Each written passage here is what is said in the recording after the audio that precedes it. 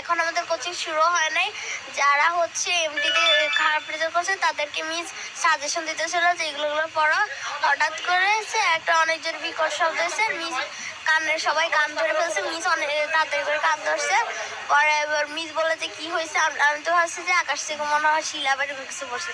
পরে আমরা যখন বের হয়েছি দেখি যে যেখান দিয়ে আমরা সিঁড়ি দিয়ে ক্লাসে উঠি সেই সিঁড়ির জায়গাটা পুরোটা পুড়ে গেছে। আর সিঁড়ির ওই পাশে কিছু 7-8-এর ছেলেমেয়েরা পড়তো, ওদের ইয়েটা পুরো পুড়ে গেছে, সিঁড়ির সাইড পুরো পড়ে গেছে। ওখানে অনেকে মানে গড়াগড়ি করতেছে, 7-8-এর ছেলেরা তো ভয় দৌড় দিতে গেছিল।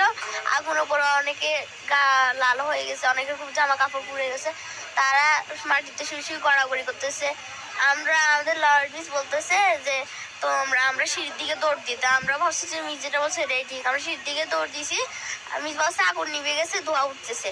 আমরা এবারে গেছি, গ্যাস সরে দিছিল। পরে মিসে একজনের গায়ে পড়ে গেছে, আবার একটা 8-এর ভাই আমার গায়ের উপর পড়ে গেছে। পরে আমার একটা বান্ধবী আমার গায়ের উপর পড়ে গেছে। আমি অনেক কষ্ট ওখান থেকে উঠে আসছি। পরে বারান্দার যে গ্রিল কিছু ফায়ার সার্ভিসের লোক আসছে, তারপর কিছু আর্মি লোক আসছে, এসে ওরা গ্রিল ভাঙছে।